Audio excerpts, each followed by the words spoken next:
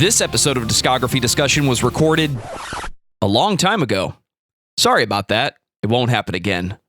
That dude gets everything out of everybody. Jesus Christ. I've not seen a run game like that consistent against like that much defense, and it's still like that guy is insanely good at his job. Yeah. I don't know his name. It was like the first time I saw the Titans play was against the Chiefs there, just because I've been turning games off in disgust over here on my end. You don't know Derrick Henry? Derrick Henry. The guy's a fucking dog. It's now a sports talk show. Yeah. Did you want me to push the button? Welcome to my podcast. I'm sure you're. It's out of love, you're stoked. Man. It's Whoa, out of love. Wow, I'm hot. Matt is coming in hot. Hey, keep it rolling, baby. Turn that down. I don't know what the fuck's happening there. I love that. It's always day one with gear. Right? Is that same for you as well? It's just like, oh yeah. Cool. I have proven beyond a shadow of a doubt that the gear makes it up as it goes. I have dialed in a mixer at practice for the whole band, and just to prove a point, we hot glued every dial down to prove that the next time we came in, it wouldn't sound right. Yeah. I don't know why.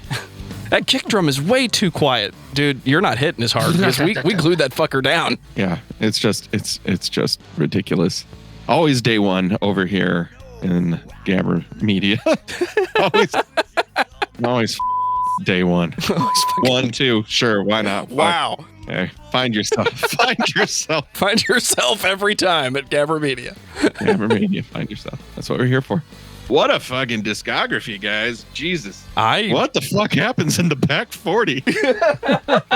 Nice. I have a lot to say about this because I was super excited, and then I had fallen off the clutch wagon. Yep. And when I hopped back in, I was like, oh, okay. Why? So Matt fought very hard not to send that text message. Joe, we have to talk about this thing you want me to talk about. Well, I mean, literally, I could talk about the first 2 albums ad nauseum because those were, especially the self-titled, were high school staples. Like, Big News is, and Big News 2 are just fucking crushers. Yeah. And there's so much good stuff on those first 2 records for me personally. Like, you know, it's a high school record. Yeah, I'm going to drop a little hot take on it. And yeah. Well, now that I hit the go live button because this software lies to me, welcome to episode 285 of Discography Discussion. I am Discussmetal Joe, and right down there is a guy named Matt Naas. He is from the Roach Koach. Matt, thanks for keeping it rolling right into Discography Discussion. Rolling, baby. I'll say it again. I will say it as much as needed. Keep it rolling, baby. Oh, check out this fucking pipe, bro. Nice. Right? Keeping it beer can cold down here. Ooh, I thought I knew it was some type of cold pipe. And without even a moment's notice, Josh Toomey is here from the Talk Toomey podcast. Toomey, you're the man. You've got the bass in your hand. Thanks for doing this one, man. We're going to talk about Clutch tonight. We are going to talk about Clutch tonight, man. One of my all-time favorite bands, and this has definitely been a journey kind of going back down the Clutch rabbit hole. So thank you for making me do that today, Joe, and I appreciate that. You are welcome, because I have to say, Clutch, I don't know what this band is. It might be one of the greatest bands I've ever listened to. I started off thinking this is like that weird 90s acoustic thing, but then they made a left turn and they turned into Tom Waits for a second. Then they wanted to be, I can't remember the name of that band. I lost it again. I even had 2 chances to do it and I messed it up. Days of the New, that's right, the acoustic thing. Then they want to be a blues band. Then they want to be Black Sabbath. I need help, guys. I love this band so much. I ran across Clutch way back when. I don't know where it started for me, but they're one of the bands that always comes up, and then they popped up on a shuffle one day because I was looking for music I hadn't listened to in a while. And of all things, Neil Young with Crazy Horse, Zuma. Hadn't listened to it in a long time. It's a great record.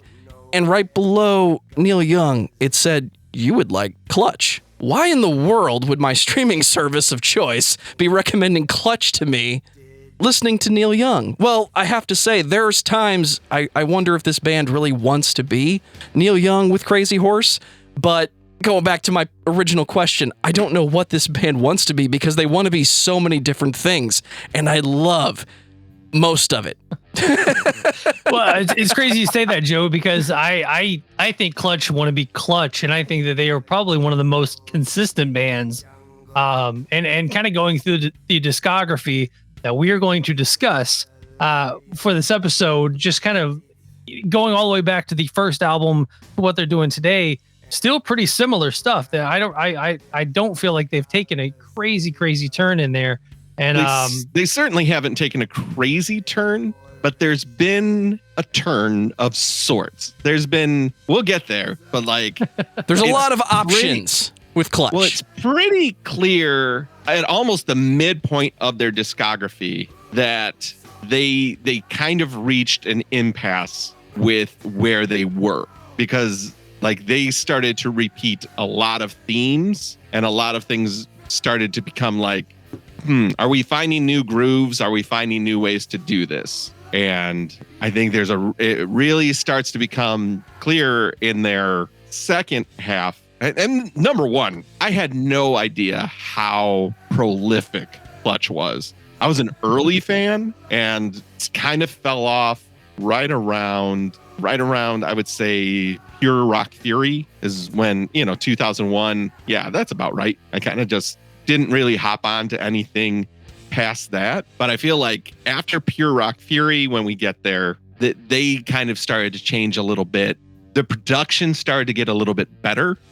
Those early records, I don't know who mixed and engineered them, but they needed a little bit more help with the snare, a little bit more help with the vocals, a little muddy in their mix, whereas their new album is just like, wow, this is very polished, very highly produced, sounds very crisp, very clean. The highs are high, the lows are low. The guitars are panned perfectly left and right, and they play in sync. Everything is where it should be, but stylistically, it is just a few degrees different from where they started, and it makes a huge difference for how much I personally enjoy it. Real quick before we dive into that, you said you don't know who produced and mastered and mixed these albums. I did a quick search.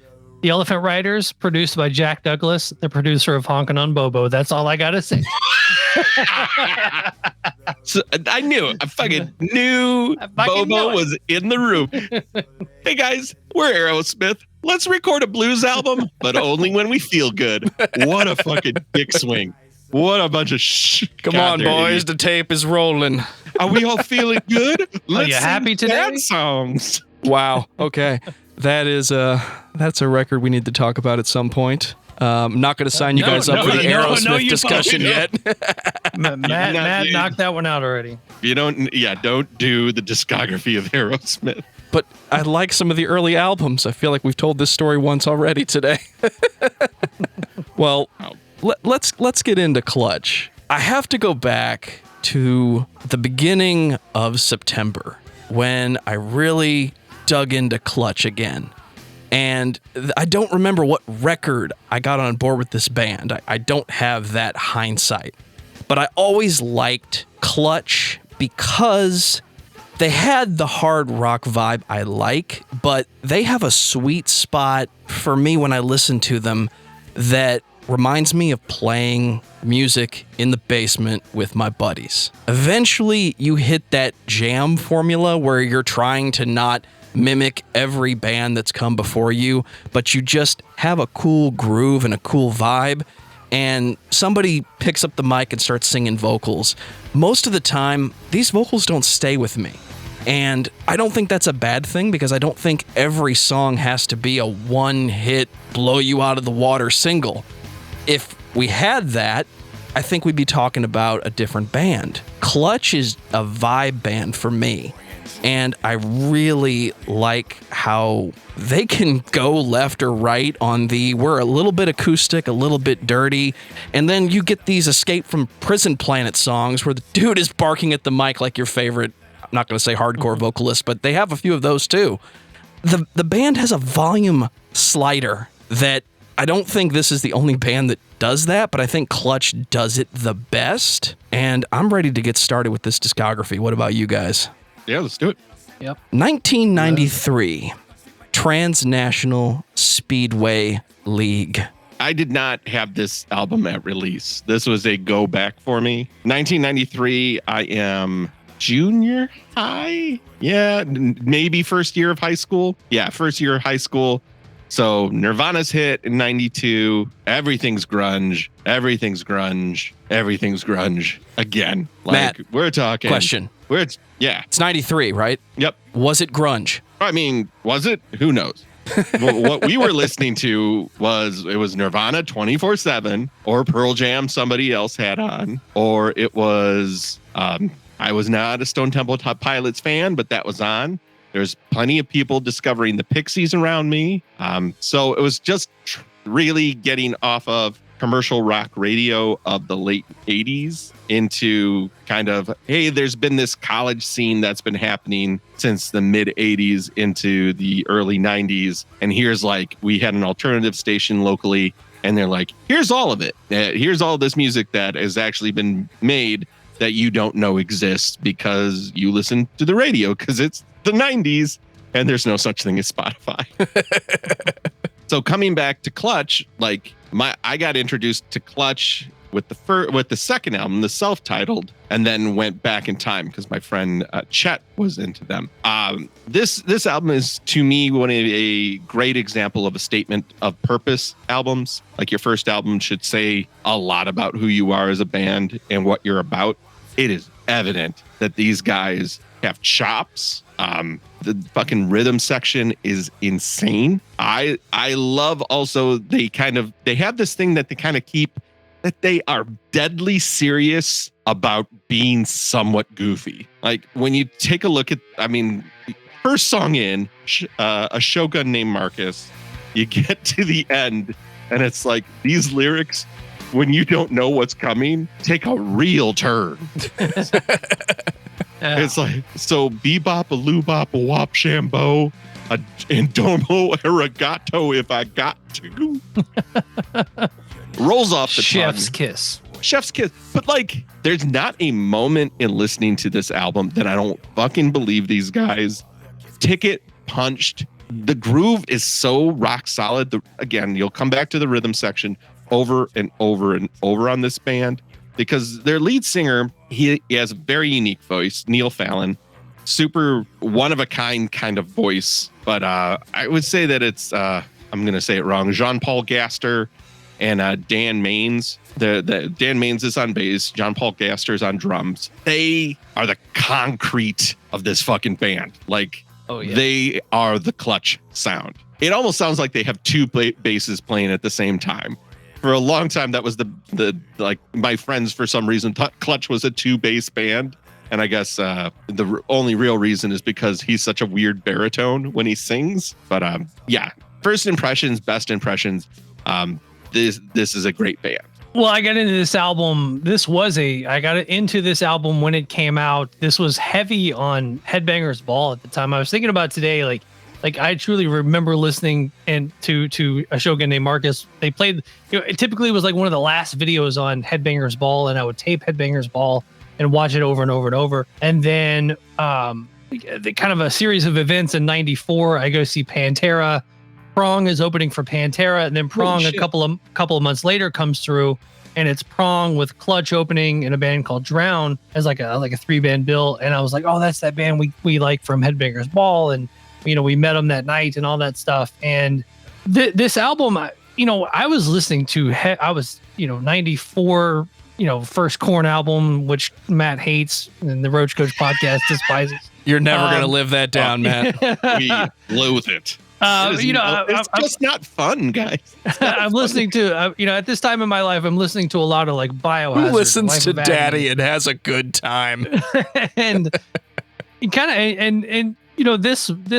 this album fit right in with me, and kind of even going back and listening to it, it has its papa moments, and it wrote, I know this is discography discussion. I'll allow it. Coach, but it's got some papa elements to it, man, and the grooves and the nonsensical lyrics, and just I remember all that stuff kind of coming together and just just blowing my mind at the time. And I absolutely loved this album. And then we go into the next album, and I was like first day buyer of the second album, and I've definitely got some thoughts about that. But just this album at the time, everything I was listening to, late 94 or 93, I'm 14 years old, just immersed into music. And this was a staple of my 1994. Well, you guys really want to get to that second self-titled album, and I'm not going to hold you back, but I do want to talk about this album. For me, I'm sure I heard it back in the day, whatever that means. I never bought this album, but I really enjoyed listening to it this week because it reminds me of the first time I heard We Care a Lot by Faith No More. You guys really sat down and listened to that album? It's the album that came first, before the album that has Epic on it. And you can hear that Faith No More, what we were eventually going to get, that many people would argue. I'm checking for Matt Naas, making sure he's not here. Some people say Faith No More created nu metal with Epic. And depending on what day it is, I like to agree that they were a papa. We're going to allow that term because Matt's here, right? Yeah, I mean, you got a sweet cosign. So this album, if I had found Clutch first and bought this, I would not have been disappointed. Everything's there. It's just the first record. It doesn't blow me away, but I enjoy the 90s vibe and the laid back nature of the groove. It's something that I think the 90s have a special way of mixing not so loud elements with grooves and calling it grunge. But then you have Nirvana, you have Pearl Jam, you have bands that were from Seattle or influenced from Seattle that were trying to do the pure punk thing.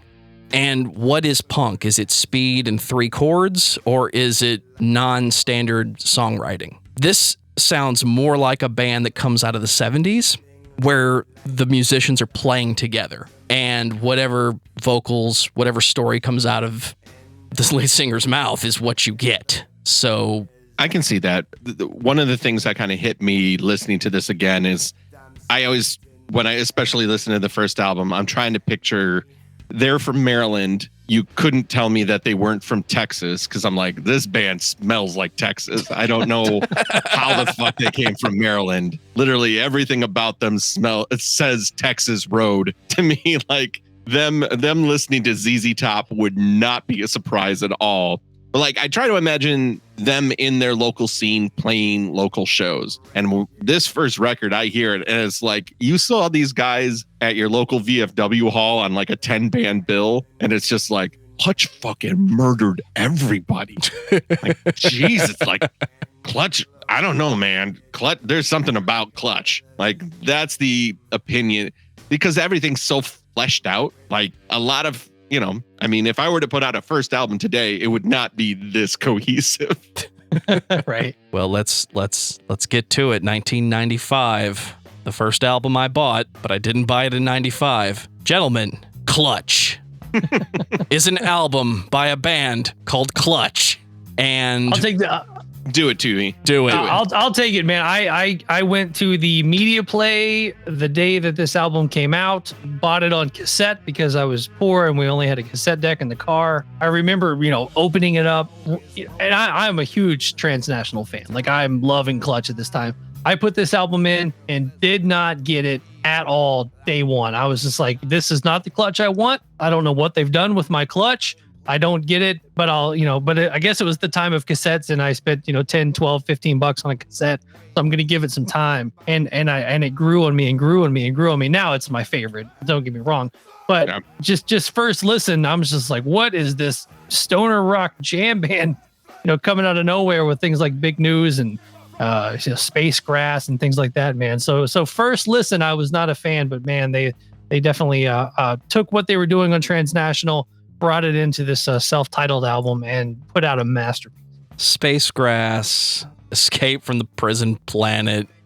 Monster Magnet was the band I was trying to say earlier when I was laying down that list of fucking bands that Clutch just turns into from time to time. And this album, to me, I still catch myself hearing these songs without paying attention. and I have to look twice and say, oh wait, that's not Monster Magnet. There's too many layers to those vocals. But I like the simplified explanation there, Toomey. It has the stoner rock vibe, and it's another piece of the Clutch puzzle. More and more, and especially this past week, really listening to these records, trying to get ready for this show, and I kept telling myself, this band is like Neil Young and Crazy Horse all over again for me.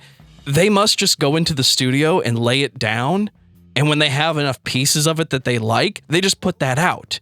The discography is like a run-on sentence, and this doesn't have the thin 90s punky production, not like the previous record, but it is Clutch in name, in reality, and it has everything that I love about this band in one place. I like the way the record, more so than the previous, can be loud, can be not loud, and it's just as intense. The visual for me was always Days of the New. It's supposed to be like a heavier rock, but they're playing acoustics on purpose. They're almost like they're limiting themselves to no distortion. And Clutch is not that, but they're the 90s version of a 70s or 60s jam band where they just get on stage, they have a general idea of what they're going to do, they have some hooks that they're going to come back to, and the end result is a killer fucking record. Matt? Clutch is unfucking stoppable. Yeah. It is so front loaded. It is insane. Big News to Big News 2, to what are we looking at? Rock and Roll Outlaw, Texan Book of the Dead, Escape from the Prison Planet, to Space Grass. That's an insane side one. Like, what are we talking about here? And then the back half, I like Animal Farm. That's probably like one of those songs for me that is just like, again, this band that like ultra heavy in its sound, not so much heavy as in like, oh my God, I can't take it. It's so brutal. No, it's like the bass, the way that the album is engineered and produced is like dunk the whole fucking thing in mud and then rerun it through your stereo system. It is very, it's not like sleep sludgy, but it's like, it's got weight to it. The album has heft. It isn't thin, except there are times where they're using a vocal effect on him and it sounds almost mismatched. I've come to love it, but like the first time hearing it, I was like, what is happening with this vocal? Like, it's so weird. Space Grass is a infinitely bizarre song that never really drops. And I'm like, what? They are very good at kind of like amping up, but there's so much tension in this song that I want a bigger release, but instead I just get to sing, "Hey, so Space Grass, Saturday's my rotary." These guys are fucking weirdos. And it's so, like when I think of the beginning of some of these songs, I'm like, I hear Primus influences, but like it kind of just goes into this allowed to be somewhat weird, which I don't see too much of in modern records, like just a desire, unless it's just like full on avant-garde. And I'm sure because everything's so niched out, I could find some really bizarre, crazy wackadoo shit. But like, this is a crazy wackadoo shit. But like, this is a mainstream rock record from the 90s, and it's gonzo. Like, it is beyond the like. I was listening to Big News, listening to Escape from the Prison Planet, like. I think it's Animal Farm where he's like, little green men not coming your way. Tastes just like chicken, they say. Actually, They're all around. Secret bunkers under fucking rolling. Rawhide is how that ends. And it's like, what are they like that they got away with it? That I listen to that and I don't think that's dumb. Speaks to like how they are as a unit and as a band. Again, this rhythm section, holy shit, guys. Like, you can't buy this. You cannot buy what those two guys are doing for the rhythm section. And then you got the guitarist who can just dance and float on top of it and do what he needs to do. Like, this is a very, very powerful band, especially at this point with these records where I feel like they're kind of unfettered by anything and just really swinging for the fences. Because, spoiler alert, I think their last records are pretty safe. Like this feels like a humongous swing, and I think it hits really hard, and it plays really well, and it holds up really well. I don't listen to it and think, whoa, this is super dated. Like, this feels relevant. It feels current. I love this record, but I still think Spacecraft should have a better drop. Whatever. It should have a drop, right. Not a vocal. Yeah, I just wanted something, but it's just like, but it's Spacecraft. It's like, that is what it does. It is a song about tension. And it made me look up the Dodge Swinger, the Galaxy 500, Suicide Doors. Come on, guys. Things ain't so bad. Yeah. It's the car from the beginning of Entourage. I love this record. I love this band. This is definitely the baseline for is the new Clutch record as good as Clutch? But you're right. It's different than what was happening in the 90s. And if I look up my timelines and really try to point out all the changes in what was popular at the time, or when did that Monster Magnet album come out versus when did that Alice in Chains record come out, I'm sure I could find something to disprove what I'm about to say, but I don't hear a band in the 90s that sounds like Clutch or that is releasing records like Clutch that wasn't a pre-existing band from the 70s or even further back that were used to doing that. It's like Clutch was secretly that jam band of musicians that just got up front and did their best Mike Patton impression and just got really weird and in everybody's faces. And look, guys, we're goofy. We talk about really weird shit sometimes, but we're not going to step on that distortion pedal. No, it's there for show. We got our shorts on. We're new metal as fuck. We're ready to go. We're playing all the grunge songs that you like. No, we're not. Is there another band that is just blatantly this? Because it sounds modern to me, but this wasn't modern. This was modern in 95, and it's kind of the opposite of what everybody was trying to make popular. But the 90s also was in favor of that not mainstream. If it didn't sound like the 80s, it was a good thing most of the time. That's what I remember, and that's what I've been told. Yeah, I mean, the one thing about this is lyrically Neil Fallon throughout the entire catalog is pretty nonsensical. But I mean, at the time, back to the first Korn record, you've got Chutes and Ladders and all that nonsense going on. Then you've got all of the grunge stuff that just, Kurt Cobain and Nirvana just making nonsensical lyrics up too. So, I mean, it wasn't out of place to hear, what was coming out of Neil's mouth. I think it's time we talk about the Elephant Riders from 1998. I was a lot less familiar with this album, so this was kind of a delight to get into. It is a different album, obviously, than Clutch, but there's a lot of things that are starting to become like Clutch staples, like bass lines that go do do do do do do, like that feeling. Yeah, like that feeling is locked in like hell. We have a fuzzy guitar. The bass and the guitar are going to do the same thing for a while. Then the guitar is going to stop. The bass is going to keep doing it. And then the vocals are going to come in. And who the fuck knows what this guy is saying? Yeah. And for me, it's like kind of visiting it with fresh ears. I was like, this is a quality Clutch album. I enjoyed it, but it's one of those things where now that I'm listening to the whole discography, I already know which ones I'm going back to. I was like, okay, if I was a Clutch fan at the time and I bought this in 98, I'd have been like, awesome. I got another one I can roll with all night. I'm in good shape. I don't feel like they've left me in the dust. This is still very much the Clutch that I've come to love at this point in their discography. Yeah, man. When this one came out, obviously I'm deep in my Clutch fandom, and honestly, a friend of mine's band got to open some of the shows on this tour, so I went along as a lackey roadie guy, and we did like a week with Clutch on this tour cycle. And so like this one is the one that like when I think back to like seeing Clutch a lot, being around the guys in Clutch, and just like.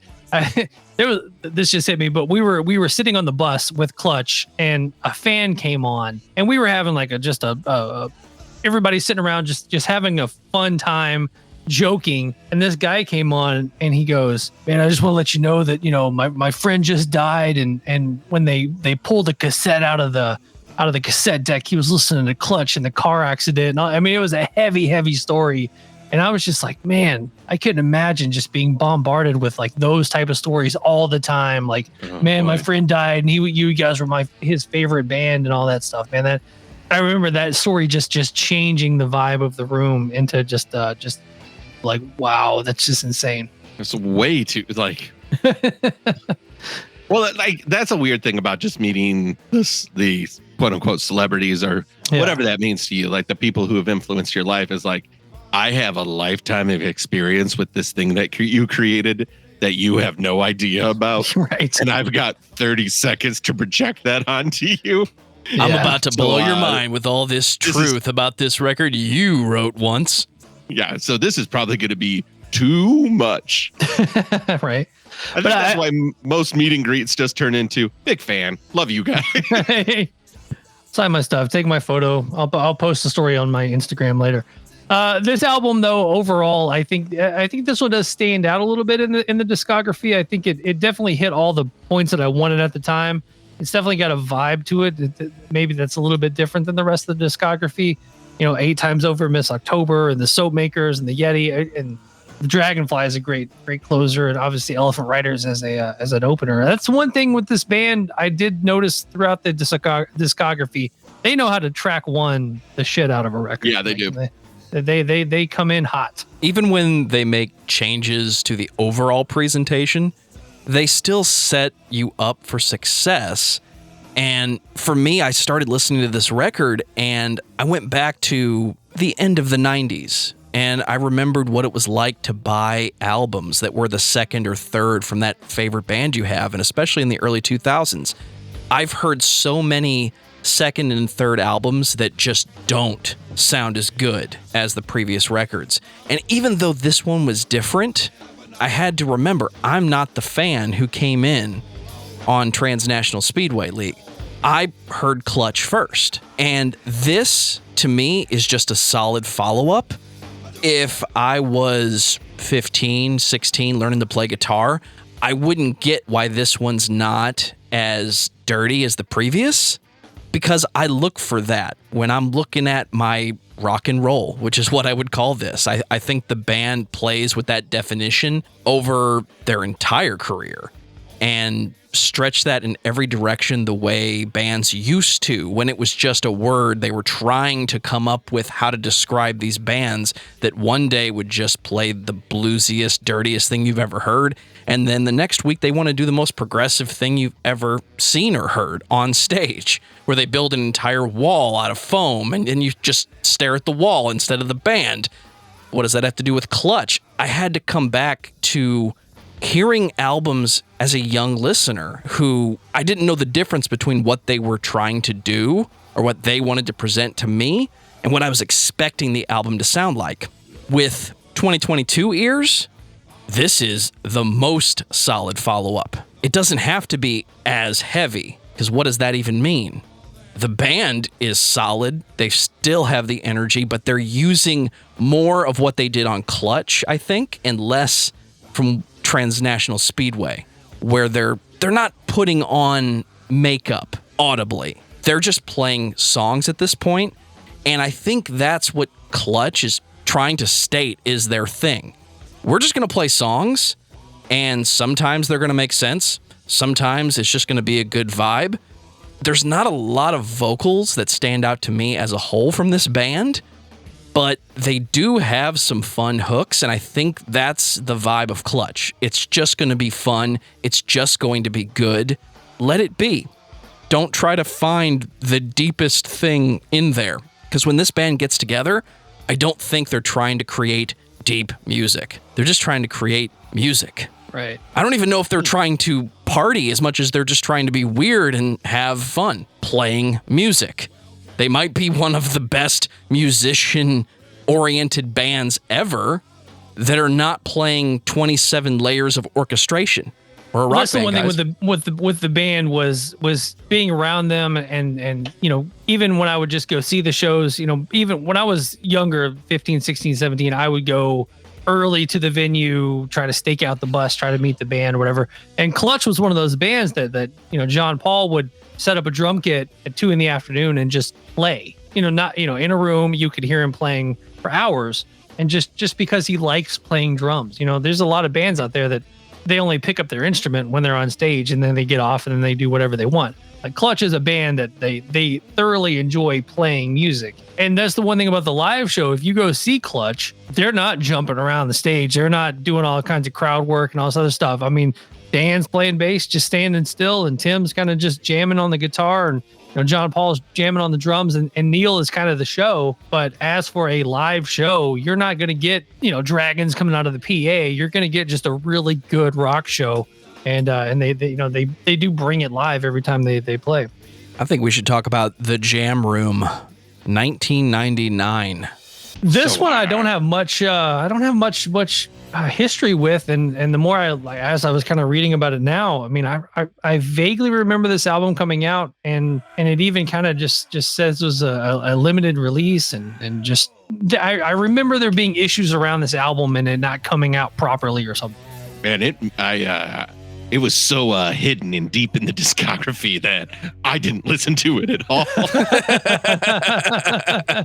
I did a really good job in my research. I saw it today at right before we recorded, and I was like, well, missed that one. Sorry, guys, but those 3 EPs that came out in 2020, 2021. But yeah, sorry, guys. I don't have much to say about the Jam Room. Yeah, I heard that it came out overseas and it never came out here, and then it did come out here, and I don't know anything about it other than what Wikipedia told me. What did the wonderful wiki tell you about this record, Matt? Oh, did you know that the initial release contained 12 tracks in 1999 and was a European-only release? And then it had to be an import from their home country of U.S., but in 2004 it was reissued by Megaforce Records with 3 additional tracks.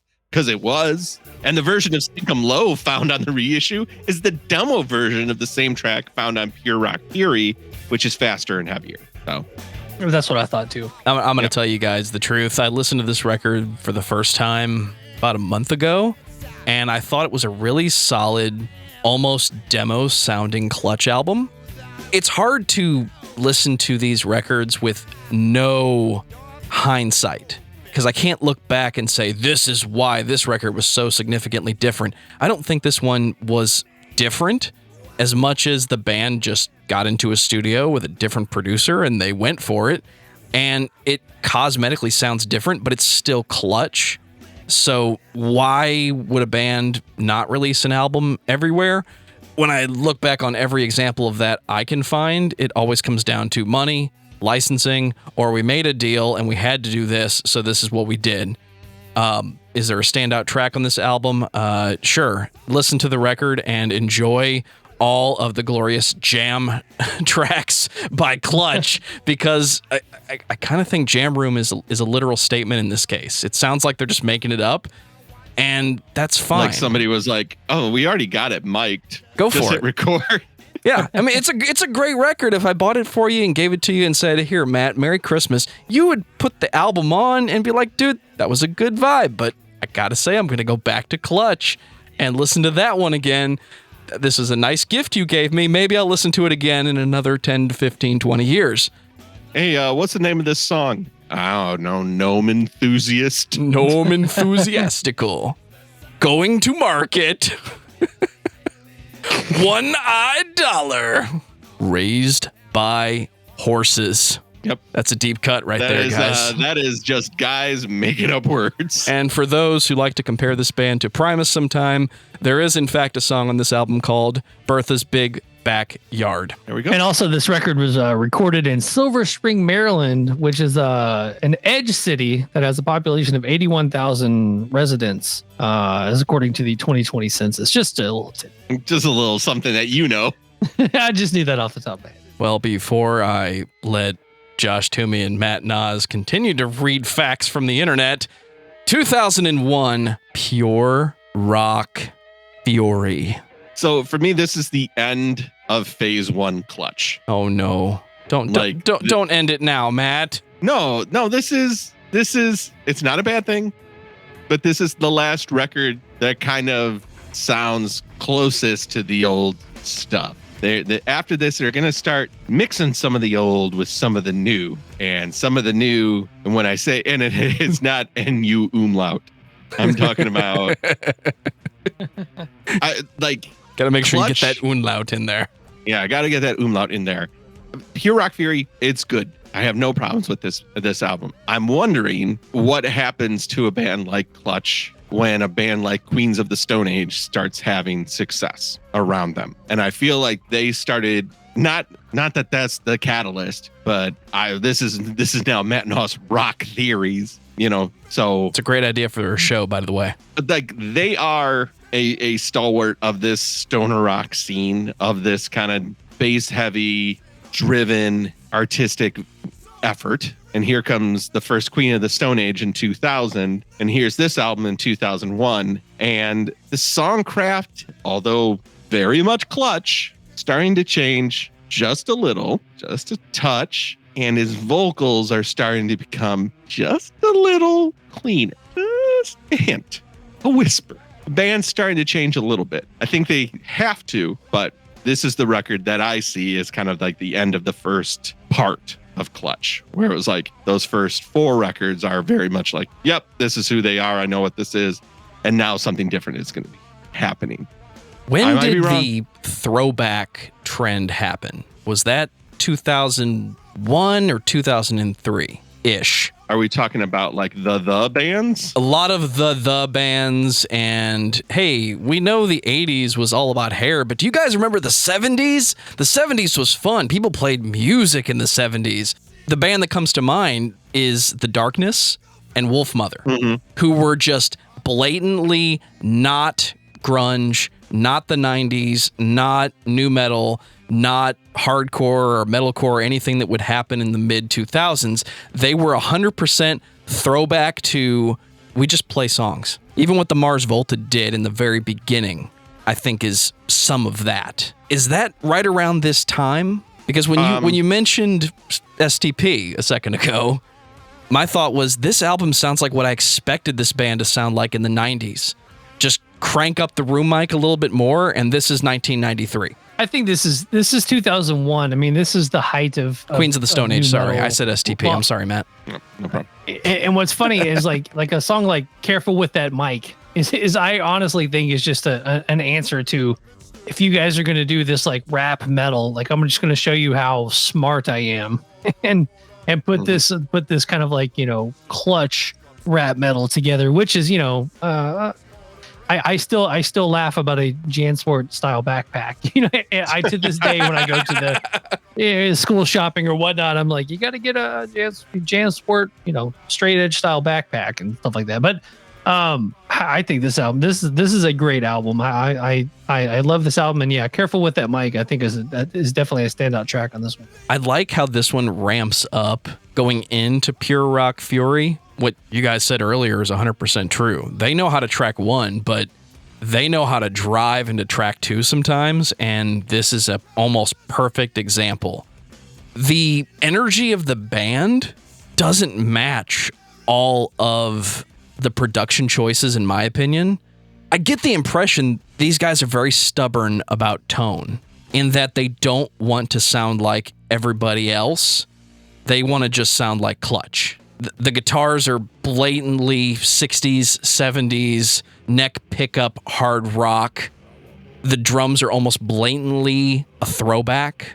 When I say throwback, I mean what we did before we started triggering everything and before we started capturing dozens of room mics. The Black Album is a bit of a unique example because the 80s were all about reverb. Then we started using digital drums.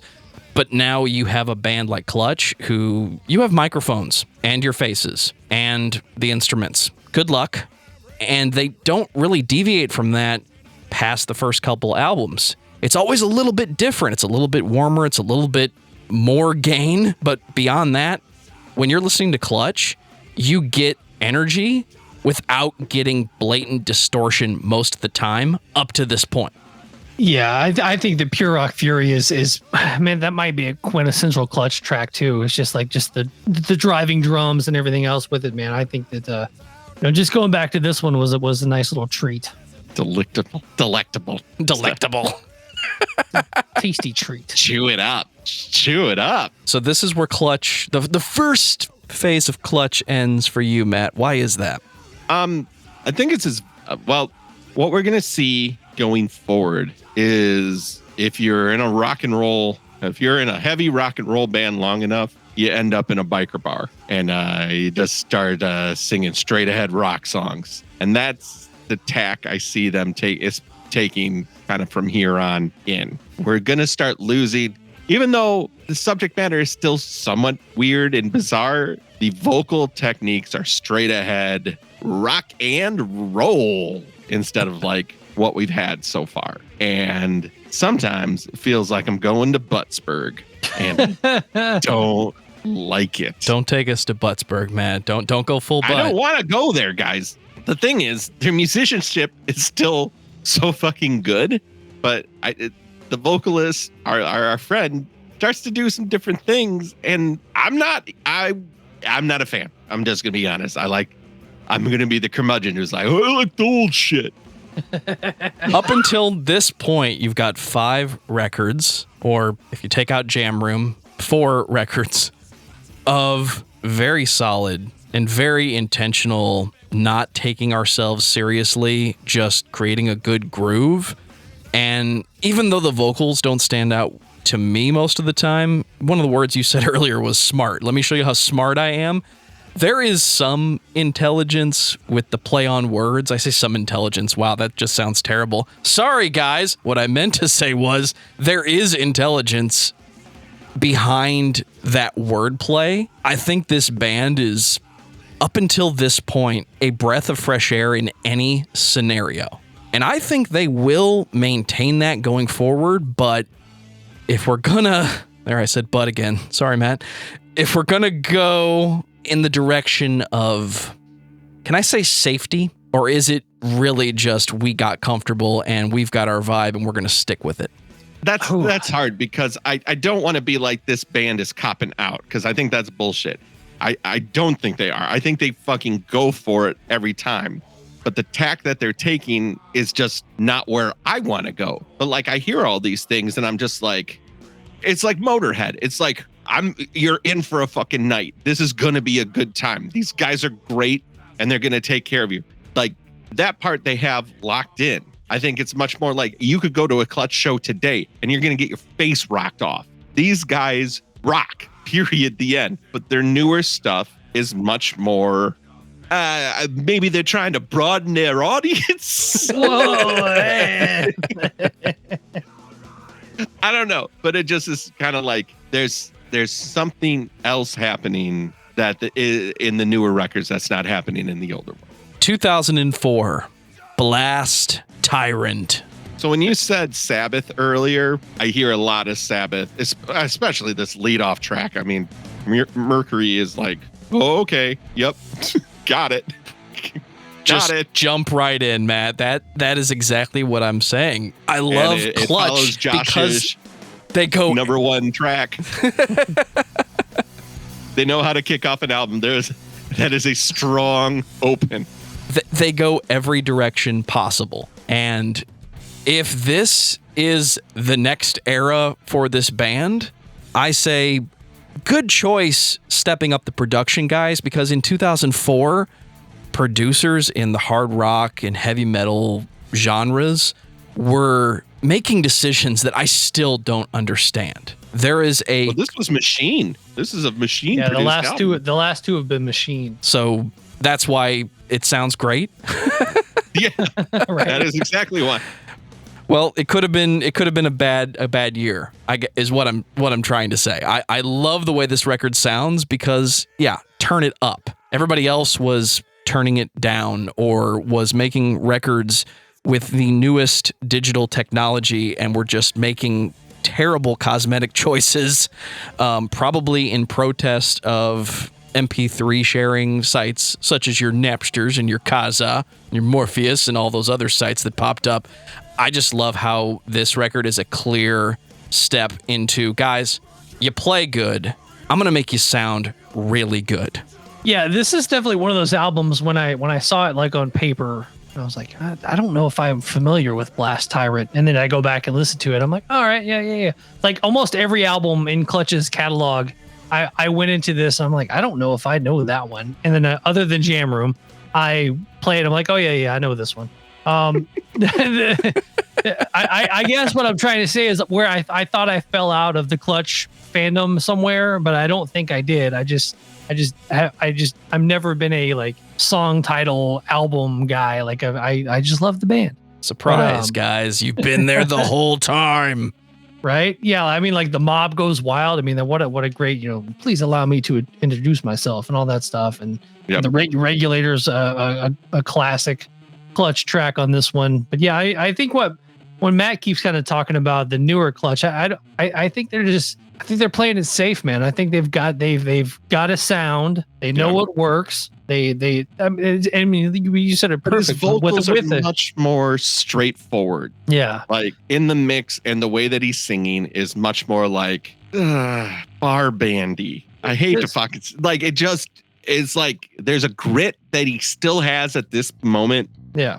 That I'm not hearing in the new stuff. And I think that's a choice, and that's fine, but it is a little bit in the pocket. It's kind of like the Roach Koach podcast. When it started out, it was all over the map, characters everywhere, just not putting the first corn in. But now, they're he's not going to let it die, man. When you get a Roach Koach, you're going to get a couple of hacky jokes. Going to talk about just the album. A bore. Just turn it off. Hate it. But hacky jokes. No, How just dare you? Damn. I feed my daughter with those jokes. She hasn't eaten in weeks. It's a much more starving. It's a much more polished, podcast now. No, but I'm just busting your balls, Matt. I was playing. We're playing, buddy. I don't know how this whole wait till I improv tell works. Lauren and Jenny about this. Josh, you're I'm gonna text him right now. Toomey, you're about to get a lesson on Jenny improv. You give, you take. He was giving, you weren't taking, man. Come on. I wasn't yes-anding. Oh, God. How dare you both? How dare you both mention improv in front of me? Not having fun anymore, Matt. I don't know what to do with my hands. What do I do with my hands? They're so weird. Oh, that's right. Yeah. We're talking about Clutch. We are talking about Clutch.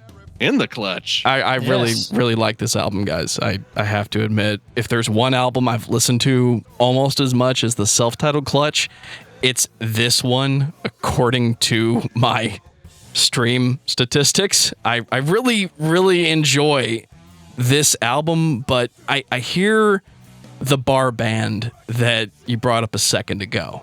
Inevitably, when a band finds its groove and they let go of their bullshit, most of the time, it sounds like this. We've got good equipment now, or good enough equipment now. We know how to play a groove together. But on the other hand, this album is a good example of the lyrics just don't hit with me. They're more of an instrument in the way they're presented. It's entertaining, and the entertaining aspect of the vocals does hang around. But I don't sit down and write down my favorite Clutch lyrics. Not on Blast Tyrant. Well, if you sit down and write down your favorite Clutch lyrics and someone comes by behind you and sees what you wrote down, they might commit you because it's banana sandwich. One thing about this album cover, I know when we were kids, you go to the record store and you see an album and it's got an awesome album cover and you're like, yep. I don't even care what this sounds like. I'm going to take it home because it's awesome. And I'm going to show my friends how cool this album cover is. This album cover is the exact opposite of that. Like this might be one of the worst things I've ever seen. Which came first, this or Squidbillies? Right. This is terrible. And maybe sometimes, like in listening to it, I do take the band too seriously. And, but when I hear lyrics like, and a big bloodhound in the back of a checked up Ford, I personally check out. Like my spirit leaves my body for a moment because I don't, even if it's kind of like teasing, I'm like, no, this is not engineered for me.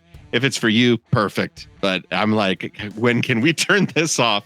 Even if it's like poking fun at that idea, I'm like, I'm good. That's what, when I say like things start to turn, that's the type of thing that I'm talking about. You guys want to talk about the Robot Hive or Exodus, depending on which slash of this album I'm supposed to be reading? 2005, for the most part, Clutch puts out an album every couple of years, and this is one of the examples where 2 years in a row you get a new album from Clutch. I would have said this is when Clutch decided to move on to the next era of the band, but I'm anxious to hear what you guys think. I don't hate this album, but this is the sound that other bands who want to sound like Clutch, just verbatim, they want to sound like this record. It is almost too clean for Clutch. I like listening to it, but this is the baseline for that Monster Magnet comparison I said earlier. Every time the band is going in that direction, this is how you get to that sound. I don't hate it, but it's fine. It's Clutch. It rocks. There's a song on here that's just zeros and ones. Classic. Which I will bring up right now might be top 10 Clutch song for me. Like, I love that song. I don't know why, but it's definitely up there in one of my favorite Clutch tracks. But yeah, again, another one of those like Robot Hive, Exodus. I've never heard this album, and then I play it. I'm like, oh yeah, I know this album. But yeah. Why has Toomey heard all these Clutch songs before? I don't know. Maybe I'm a fan. But yeah, I mean, I think Clutch is also one of those bands where you can just kind of throw on Spotify or whatnot and just hit shuffle and be okay with, and you're going to get an okay day out of some Clutch tracks. But yeah, 10001110101, one of my favorite tracks. Let's push forward. Matt wants to push. I have nothing new to say. It's Clutch, guys, and this is the point where it turns into a speed round with this band. They're not doing anything wrong for Clutch. It sounds like Clutch, but if you're expecting Clutch in 2005 or at any point in the next 15 years to really reinvent themselves, again, they make some cosmetic left turns that I really enjoy, and we're going to point those out when we can, but you're going to get as much consistency as you ever wanted from your favorite band when you listen to Clutch. 2007, From Beale Street to Oblivion. Matt, what do you got for me? This is where the blues rock tag starts to show up a little more prominently. And I feel like maybe that's what I'm trying to put my finger on, where it's just like, I don't want them to be ZZ Top. I want them to be Clutch. But like, there's songcraft and a singing delivery style that blues rock calls on that I only like the very beginning of the genre, and everything newer in it, I'm not particular to. And when I hear like Mr. Shiny Black Cadillacs, I tune out immediately. Again, it's another one where I'm like, wrap it up, boys. Turn it off. Hit the lights. And if it's in jest or if there's a joke I don't get, I understand it. I'm dense as fuck. It is not for me. I don't like it. I like Clutch, but this is the part that I am now fully in, like, no, not what I want. not what I want at all. Are you trying to stop progress, Matt Naas from the Roach Koach? No, but like, why do we always have to go back to blues rock? Like, why do we do this? Why did Aerosmith record Honkin' on Bobo, guys? We always go back to blues rock because it's fun and it doesn't require a lot of effort most of the time. When you've really been digging in and trying to write the next big hit, and you've played however many shows and you've done however many meet and greets where you heard stories that just break your heart all day long because everybody has a story, you want to just play music sometimes. And maybe Clutch is just not afraid to play music sometimes. Yeah, I mean, this one to me is, Electric Worry on this album, that's an all-timer for Clutch's catalog. And I can see where if Matt isn't into the kind of the blues side of Clutch, then yeah, from here on out, you might as well just like, I'll see you next week, Matt. But like, yeah, Keep pushing forward. But the If I bought it on a vinyl and gave it to you, would you want to listen to it then? I probably would, and then I would probably sell it. I would get the MP3s off of it and then listen to it later. But no, this is definitely the Clutch sound now. Like everything from here on out, it's not good, it's not bad, it's just Clutch. It's like, it's like a bologna sandwich from here on out. Like that's pretty good. But like that early that Tom Waits delivery style gone. Like we are into straight ahead singing at times. Yes, he can still do like other things, but we're starting to hear that recur. Like it's not just one track with that, it is now multiple tracks with that style. Whereas like before it was like a spice and now it's becoming the main ingredient. My Midwest main ingredient goes straight into my nose. Just the Midwest where nasal congestion just lives. Can I get some hamburger with that black pepper, Matt? The spice is the main ingredient now. Yeah, I just want a plate of pepper. 2009. Strange Cousins from the West. I appreciate this album title, and I appreciate the fact that Clutch is going full dirty blues. I enjoyed it. The journey that this band took me on over the course of, at this point, 17 years. I liked the journey, but I have to ask if I was just too young to really appreciate Clutch when all the decisions they make apply to me 3 years ago, not 15 years ago. Clutch is just a breath of fresh air when everything else you listen to is some variation of modern metal with multi-layered vocals and perfect sounding drums and all of the hardcore vocals, all the metalcore vocals, all of the crazy keys that bands have used, however many episodes we've done. 284. Guys, this is 285. Been doing this show a long time. Clutch is a band I reach for when I need a break. But when I listen to this, I'm asking, is this band just... Are they time travelers? Did they take music back in time just to screw with us? Because that sounds like something Clutch would do, just to be goofy and just to fuck with you. Yeah, this album, when I saw it on the list, Strange Cousins from the West, it's like, I don't know if I know that album. I listened to it, don't know this. I did not know this album. Surprise. I was like, there's not, and looking at the Spotify numbers of the tracks, not a lot of people know about this album. So I don't have much on this one. Well, it's weird that they just decided to make a straight ahead blues album. Yeah. And it's like, at this point... That description is becoming a theme for you tonight, Matt. Well, okay. Let's just be honest. To make it as a musician for one fucking year is damn near impossible. It's almost impossible. It's like so fucking hard. To be able to maintain a career, still put out music, have people come to your shows, Clutch owes us nothing. You know what I mean? Like, they could tour on the old shit as a nostalgia act forever, ad infinitum, still make it on the festival circuits, still sell merch, and still do well. Fuck me for not liking their blues album. Who gives a shit?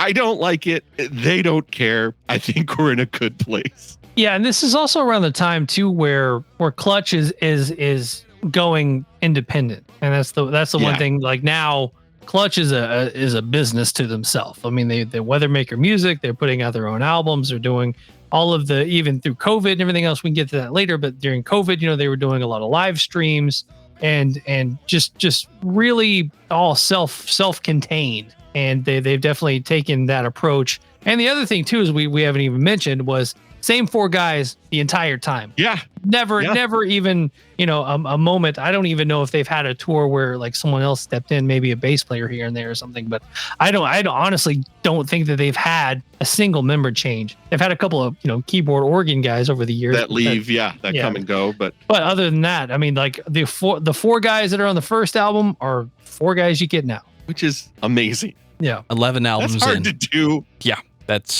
You mentioned the live streams during the pandemic. I think Clutch and Psycho Stick were the two bands I saw consistently doing live streams that were consistently entertaining. Yeah. Phil Anselmo did a couple. He did a down one, and he did a Phil Sings the Hits of Pantera. American Standards did one.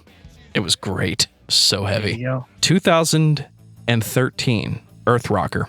They make a rock and roll record. Straight, unabashed, straight ahead rock and roll record. I kind of like it, but it is Clutch, but it's also, is it? At this point, I think Clutch is whatever Clutch decides to be this album. I stand by one of my first statements about this band. I really enjoy it in whatever form it decides to take. I think if I had bought these albums along the way, I'd have a reason to listen to every single one. I'm not that super fan. I've got my favorite albums. They're sitting on my shelf right now. And when I listened to Earth Rocker for the first time a couple weeks ago, it was an up-tempo Clutch record that was a clear, different pile of choices in songs from the previous album. If anything, Clutch, you mentioned bar band earlier. I keep going back to that in my head. If anything, Clutch sounds like four buds that just want to play music, and rather than stick to the same formula, they just turn left every couple of years and keep the vibe fresh. I'd love to sit down with these guys and just ask them, is it a decision? Is it a question? Like, we're going to put this type of energy into the music now? Or is this, all right, we've been off for a couple weeks. What do you guys got? All right, this one's more up-tempo, so we're just going to make a rock record now. Or is it a Neil Young thing where they just are constantly playing music and recording in the studio, and when they have a pile of cohesive things, they just put those things out. And this was the cohesive rock record. I don't dislike this album at all. I don't have a reason to listen to this over Clutch or over Blast Tyrant, me personally. But the album is fine. It's Clutch. We've gotten to that point in the discography. What is it? It's Clutch. It's Clutch. We were there a while back, I think. Yeah, this is a definitely, Earth Rocker hits, and it is definitely a track one. Stone Cold Stunner. I don't know what term I'm looking for here. RKO out of nowhere. What? Oh no, it's Clutch's music. But yeah, Earth Rocker just comes in, man. It just pounds the most you, man. electrifying album in rock and roll music today. I love this quote from JP here on the Wikipedia here. It's the reason they wanted to do this album is they were on tour with Thin Lizzy, and they realized there were really a lack of straight up rock and roll records coming out these days. So I think we wanted to make something that was front to back, a very focused kind of recording, a very efficient kind of recording, one that had good energy from beginning to end.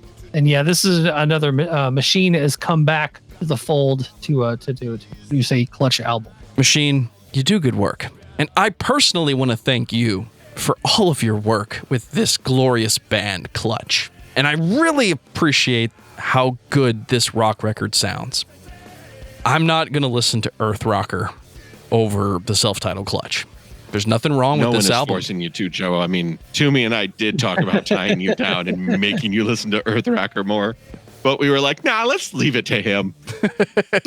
Let's let him make his own decision. I appreciate that, Matt. I really appreciate that. You know what I am going to force you guys to listen to? Psychic Warfare from 2015. Dynamite. Here's my cue for everybody, because I'm realizing I needed to be driving while listening to all these albums, or walking or running, because they seem to all play better when you're doing some kind of like fast activity, but like listening to them didn't do it for me. But like I throw on X-Ray Visions in my car and the song gains like 5 like points. You know what I mean? It's just like, oh, let's fucking go. Let me watch some football clips with this song in the background. I'm in. NASCAR crashes, perfect. Oh, come on, at least say F1 if you're going to make that comparison.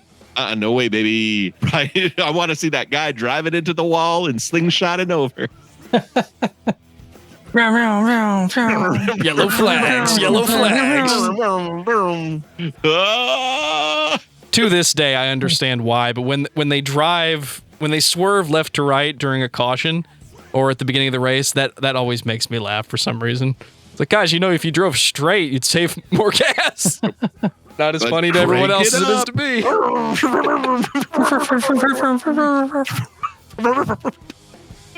We've reached these. We're talking about psychic warfare, guys, and somehow that turned into race car. So where's the record by Clutch called Race Car Driver? Need it. It's got to happen. Total side note. I was looking at Machine's discography here, and he did Head PE's Broke, and then the next album was Clutch's Pure Rock Fury. Like, bam, bam, holy back shit. to back. What a crazy 1-2 there. So did somebody just make a big pot of coffee and say, all right, in the morning, you're going to do Head PE. And then when it's time to go home, hey, you got time to work on Clutch? I'm going to need another pot of coffee, guys. But it's going to get done. And that's how you kill a vibe during a live stream where we're talking about Clutch. And meanwhile, Will Putney's in the back of Machines. He's like, I'm trying to learn everything I can to make Counting Worms by Knocked Loose later in my life. Arf, arf. Did we talk about how clutch this album is yet? Oh, there it is. Next album. Matt Naas is pushing us forward, and I'm going to let him do that because he is one of my guests. 2018, Book of Bad Decisions. Great album cover. Yeah. Oh. This album really left me with nothing but question marks over my head. I was like, from subject matter to musical choices to vocal choices, I was like, I don't know, guys. I don't know. Maybe the album title represents the work. A bunch of bad decisions. I don't know. This one didn't. I mean, I'm fairly lukewarm on the second half of their discography, but this one for me is like no thank you. I'm good. Yeah, this one is just a kind of continuation of that new Clutch sound. You know, that Clutch sound you've been looking for? You know, like, it's me, your cousin. Marvin Clutch. Marvin Clutch. Man, check this out. Let Marvin Clutch in here. It's like a Gallagher thing, like Clutch 2. Right. Go up, play Clutch's music. I bought Clutch's act from him. Check this out. I'm going watermelons. I do it all for you, Josh. Hey. I do it for your cold indifference. I'm so glad you guys came to do this episode tonight. Yeah, this album, I'm going to go back to my Neil Young comparison and say, is this just the stuff that didn't work and they tried to put it out? Or is this 2018 where they're trying something different, kind of, sort of, maybe? It's not the Clutch that I love, but I don't hate it. If it comes up on the shuffle, I'll listen to it, but I don't know how often this one comes up on the shuffle. I think I listened to it a couple days ago for the first time. And, you know, Sunrise on Slaughter Beach is coming up real soon. I'm not going to hold you guys to this one because I think we can say, beyond a shadow of a doubt, it is, in fact, a Clutch album. Right. But it's a weird Clutch album. And that's hard to say. What is a weird Clutch album? Something that doesn't sound bluesy, something that doesn't sound hard rock-ish, something that doesn't pull from the music of the past. Like, what is a weird Clutch record? I think Book of Bad Decisions is the closest thing you're going to get to at this point. Yeah, I agree. I agree with you there, Joe. Hey, Joe. +1 on that one. Thanks, Matt.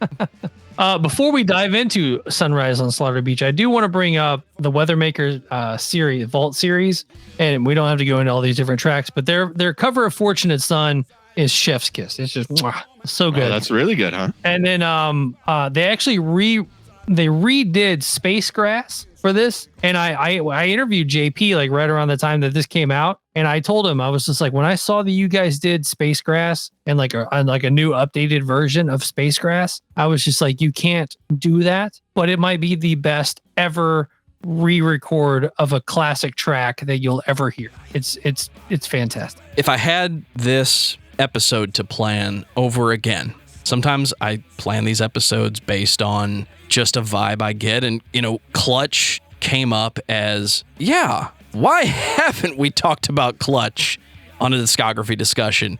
But after diving in, I have to agree, if you've experienced Clutch up till this point as one of those bands that you like, but you're not necessarily seeing what is so great about the band, the Weathermaker Vault series are a gem for Clutch. And there is a fan of the band right here, me, that is a little upset those are not albums and some of these other albums are. Right. Psychic Warfare, it's fine. But the Weathermaker Vault series, I think there's a volume 2. That or I've just seen a different variation of this album cover. Those are some tracks you need to listen to. So at this point, if you're wondering why we're still talking about Clutch, go listen to the Weathermaker series. Do you guys want to wrap this up? Sunrise on Slaughter Beach 2022, aka reason number 3 we're talking about Clutch tonight. Another Clutch album. Definitely. Hey, I think we can all say it's a Clutch album. Do we know for certain that it's a Clutch album and not a new AI that was designed to create new Clutch albums for us? I don't know. But again, the vocals are much more in that straight ahead rock vocalist vein. I mean, his voice is so very unique that it does carry the day on a lot of it. But sometimes it comes because he's not, it's weird, because he's not doing the old, once again, here I am sticking the mud. I like the old shit. But because he's not doing some of those weird vocal tricks that he was doing earlier, I take his voice on face value when he's still singing about ridiculous things. And it's like, I don't know, the juxtaposition doesn't work for me as well. But God, again, if I saw this live, it would melt my face. Like, that's the thing. It's just like, it is a studio record that sounds very well produced, is incredibly clean, Clutch is driving rock songs, whether that's a driving groove that can go for 12 minutes or a straight ahead, bash you in the face, Kiss style rock and roll song. There was a couple moments where I was like, wow, these are really Kiss-like songs. Like I could see them doing this. I will take Clutch vocalists over Kiss vocalists pretty much any day of the week, personally. That's me. But like, note to self, don't invite Matt to talk about any of the Kiss eras. No, all I will do is make enemies. I'll be like, You think you're going to be the one to make enemies? Trust me. I'm prepared. Oh, thanks. But yeah, I didn't like it very much, but I feel like in the right circumstances, seeing them live, I would be like, that's on the new album? And someone would be like, yeah, it fucking rocks. And I listened to it in my car speeding home, and I would be like, I have a new driving song. Another fun fact, Clutch live fact is they never play the same set twice, and they come up with a new set list daily. Another thing, talking to JP, I think they start the tour with like 50 songs in the can that they can pull out, and then they day of show they just throw together a set, and that's what they play that night. Wow. Well, they have the chops. Again, their musicianship is next level. It's top shelf. You don't get to do it this long unless you're good. Period. Like, it just doesn't happen. It is good. It's not very different. Yeah. But there are a lot of options when you're listening to Clutch. And I'm going to get us to final thoughts here in a moment. I think Clutch, they have all of the tools and the paintbrushes and the colors available to them that every musician has, but so many are afraid to just grab a hold of it and try something old. And this record in 2022, it sounds like Clutch. And I really enjoy that about this album, because if I'm a Clutch fan, I want consistency. I really don't want weird. As far into the weird that I want this band to go is, oh, they decided to have a Tom Waits vibe on this track. But I want them to come back and just groove. And I think this album, if it's lacking anything, it's lacking some of the extreme goofiness from the previous records, and especially the beginning of the discography. Again, repeat myself. Maybe I'm an AI. I don't hate this. It's just another Clutch record, and I'm glad this band is still around. Josh Toomey of the Talk Toomey podcast. Talk to me about Clutch and your final thoughts. Final thoughts on Clutch. I mean, if you want to go back to the archives of the Talk Toomey podcast, there's interviews with Neil Fallon, Dan Maines, and JP throughout there. I need to get Tim on the podcast. Haven't had him on yet, but go check those out. Clutch is one of those things, man. Like I'm a big fan of Taco Bell, and there's some mainstays I go. Every time I go, I'm a sucker for like whatever the new thing is that week or that month. I got to get one of those, like the new crunch wrap, this, that, and the other thing. But I also got to get some soft tacos. And to me, Clutch is like one of those is the soft tacos. You know, you want them to give you a little bit of extra, but you always want your soft tacos. And Clutch is just consistent. You know, from going through this discography for this show, even though Matt's not big on the later stuff, there's still like that through line from the first album to the latest album of just like that Clutch sound is there. And I'm here for it, man. I think that they've been consistent, you know, and they could have fallen off. I mean, and during the new metal craze and whatnot, I mean, they could have just disappeared, and they trudged through, and their will has paid off. And I love them, man. I think they're a great band. Great band to go see live. If you want to go have a good night out, go to a Clutch show. And love them, and love the discography and Taco Bell. And Taco Bell is good. Matt Naas of the Roach Koach. I need your final thoughts and your recipe for success at Taco Bell. Oh, well, recipe for success at Taco Bell is, you got to find your staples. And I am also a soft taco guy from Taco Bell. And I'll tell you what, I've tried their multiple sauces. I'm a mild guy. It I has agree. flavor. I am right there with you, man. Right there with you. It has flavor, and it tastes the least like batteries. Where the hots definitely taste of, if you want to clean a penny, grab yourself some hot. Transitioning to Clutch, the band we're talking about today. What a delight to listen to the albums. Very interesting to kind of really have a demarcation point in the discography where I'm just like into this, not so much into this. Not their fault, just personal preference. 23 years in the business, that's fucking Clutch. Insane. That's Clutch. Actually, it's even longer than that. It's like almost 33 years in the business. So yeah, nothing but good things to say about Clutch. I want to see them live now. I think I will make that an effort to see them on the next on this tour, because I think that would be a good time. I think that they know how to throw down, and I think I would be blown away, and I might have to wear earplugs, as I have a feeling it will be really fucking loud.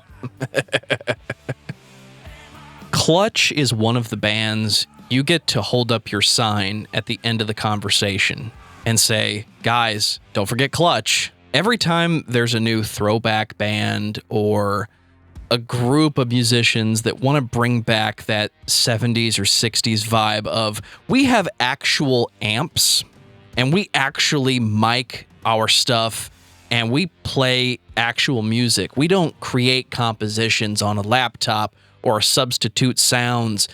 We are that band that you're looking for, because nobody actually plays music anymore, right? You get to hold up your sign and say, guys, what about Clutch? This band started off very goofy, very not serious, and I don't think they have become more than that. At the end of it all, Clutch is a group of musicians that will play a catchy song, have an interesting hook. I said interesting because they don't all catch with me, but you're going to enjoy listening to Clutch throughout all of it. 11 records we talked about tonight, over almost a 30-year studio discography of a career. This band is everything and consistent. They go in every direction that you love when you're listening to classic rock, hard rock, metal, old school Black Sabbath sounding, to Tom Waits and everywhere in between. They've even got some extremely heavy vocals in there for fans of modern hardcore. I'm not calling this band a hardcore band, but they have a vibe that is theirs and everybody else's all at the same time. I don't think they're some big secret. I don't think they should be. I think they're a band to be enjoyed. And I agree with Matt. After listening to Clutch for a couple months now, I'm really starting to ask myself, why do I not go see this band when they're on tour? Because it has been almost 30 years. How much more tour do they have? I hope a lot. I hope in 20 years we're talking about Clutch the way we talk about the Grateful Dead now, how they toured for decades. And if you want to criticize Clutch for not really having original ideas, well, it's Clutch. Their original idea is that when they get together, this is the music they create, and listen to it and tell me it's not enjoyable. If it has one thing that stands out above anything else, throughout the discography, whenever they're making these little references to that other band you like, when the record comes out, it doesn't sound like Led Zeppelin. It doesn't sound like Black Sabbath. It might have that vibe, but what it sounds like is Clutch. And I think the band has a founding, definitive record in the self-titled Clutch that would set the tone for the next 20 plus years and allow them to be, I don't want to say mediocre, but because I don't think this band is mediocre. I just think when they get together, they write songs, and the greatest musicians of all time, that's all they do, is write songs and play music. So listen to Clutch. They play music, and they're really fucking good at it. Matt Naas, what is your album of the week? Oh, shit. I didn't grow up with the Beatles, so I didn't grow up with them, so Revolver just got a repress in stereo, and I'm is that a listening good thing? to it. But yeah, they fixed a lot of the technical issues that the original stereo press had. Old Beatle heads will tell you that mono is it for the Beatles. I have no idea. Like I said, I'm late to the party, but it's pretty good. it's pretty good. Pretty good songwriters there. Pretty good. They do pretty well. I've been listening to Danny Brown's Atrocity Exhibition again, and that album's fucking bonkers. Very good. So, 2 albums I'm listening to right now. Josh Toomey, what about you? I was unaware we were going to have homework other than the actual homework that we did for the album. Understood there would be no math. During the discography discussion. I've been listening to a ton of Snapcase's Progression Through Unlearning. 25th anniversary is coming up. I recently did an interview with the vocalist all about the album. Probably one of my favorite albums from the late 90s, and even, obviously to this day. If you want a great vintage hardcore record that came out in 97, hitting its 25th anniversary. Came out in 97. That's I remember when that album came out. So yeah, classic album, and go check. So you did grow up with that one. Yeah, I grew up with that one. I did not grow up listening to the Beatles. like me, I honestly I didn't listen to the Beatles until probably much later in life. They can write a tune though. I agree with you, Matt. Write a song. Speaking of, and another thing that I've been listening to a lot was the Misfits. Those boys can write some songs too. So I was super late to the party on the Misfits. Yeah. Like easily in my 30s by the time I heard the Misfits for the first time. So there you go. For me, it is a local band. In My Silence, they're on Bandcamp. I might even put a link in with my album of the week. For all that shit I talked about modern metal over the course of this podcast and still occasionally talk, including tonight, there are times where it's not so absurd, and there are times, even if it is so absurd, I enjoy it. Their 2020 record, A World Gone Quiet, was just casually passed along to me in the middle of a Shadow Warrior 2 gaming session. And I gotta say, you ever have that moment where you're surprised by a local band? Happened to me, and I really enjoyed it. So I want everyone to go to Bandcamp and buy their albums and listen to these records. They definitely sound like 2018 and 2020, and that is 100% by design. These guys are fucking killer. Matt Naas, Josh Toomey. Guys, I had a blast tonight. What about you? Clutch was so much fun. And then they were Clutch. They were Clutch. It was a clutch. No, I definitely had a lot of fun. It's always great to talk to you. Always great to talk to Joe. Always great to talk to Matt. So yeah, definitely had a blast. And one of my, catchphrase of mine, one of my all-time favorite bands. All-time favorites. And on that note, I'm going to say thank you for watching this video if you're live and in the chat. If you're on Discord at discord.discussmetal.com, we are always talking about metal. We are hanging out. We play games sometimes, but I want to say thank you again, as I always do, to everyone for listening to this podcast. Thank you for listening and for subscribing. If you are not a subscriber, then you can find everything Discography Discussion at discussmetal.com. This has been episode 285 of Discography Discussion. Thank you for listening. And for everyone watching live on YouTube, take care. See ya.